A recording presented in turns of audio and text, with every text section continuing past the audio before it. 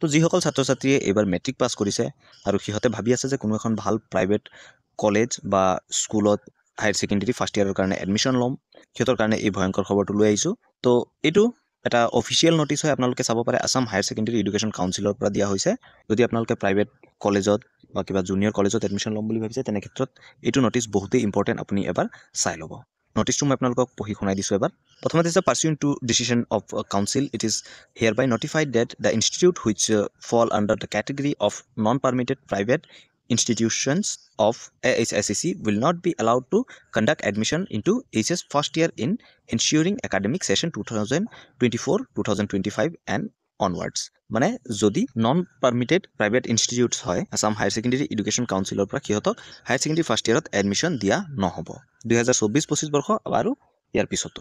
Accordingly, the said category of the institutions will be made disable on Darpal portal to restrict all such institutes from admission.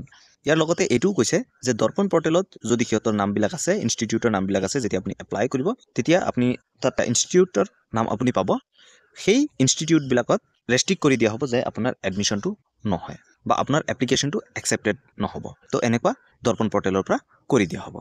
তো ইয়াৰ মাজতে মই আৰু এটা কথা কৈ থওঁ যে এতিয়া দৰ্পণ পৰ্টেলত আপোনাৰ নিজকে প্ৰথমতে ৰেজিষ্ট্ৰেশ্যন কৰি ল'ব লাগিব হায়াৰ ছেকেণ্ডেৰী ফাৰ্ষ্ট ইয়াৰৰ এডমিশ্যনৰ কাৰণে।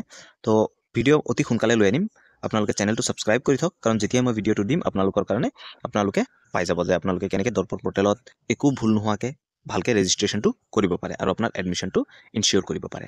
তাৰপিছত ছেকেণ্ড পেৰাত দিছে in this regard it is two bring to the notice of all such institutions about this office letters issued to the institutions wide number। তাৰপিছত কিমান তাৰিখে যিটো নটিচ দিছিলে আগৰ প্ৰায়ৰ নটিচবিলাক ইয়াত কৈছে যে 14 জুন 2022 আৰু ইয়াত দিছে 23 মে 2023। এই দুটা কপি আপোনাক ৰেফাৰেঞ্চ হিচাপে দিছে। তাৰপিছত দিছে in the case of non permitted private institutions which have applied for permission with relevant record in the office of AHSCC, the records of those institutions will be verified and may be allowed to conduct admission if the relevant records are found in order। তো হয়তো এনেকুৱা non permitted private ইনষ্টিটিউশ্যনত আপোনাৰ এডমিশ্যনটো হৈ যাব বা আপোনাৰ সেই তেনেকুৱা নন পাৰ্মিটেড জুনিয়ৰ কলেজবিলাকত এডমিশ্যনটো দিব যিবিলাক ইনষ্টিটিউশ্যনে AHSCCৰ অফিচত সিহঁতৰ ৰেকৰ্ডবিলাক জমা দিছে আৰু যিবিলাক নথিপত্ৰ বিচাৰিছে সেইবিলাক জমা দিছে, হয়তো সিহঁতক ভেৰিফাই কৰি দিব আৰু সিহঁতক এডমিশ্যনৰ কাৰণে এলাউ কৰি দিব যদি গোটেইকেইটা ডকুমেণ্টছ সঠিককৈ পায়।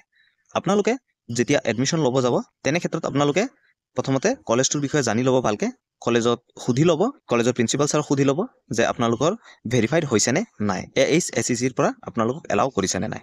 তো ভিডিঅ'টো যদি ভাল লাগিল প্লিজ লাইক কৰি দিব, চেনেলত নতুন হ'লে ছাবস্ক্ৰাইব কৰি দিব, লগতে বেল আইকনো দবাই দিব। ধন্যবাদ, জয় অসম।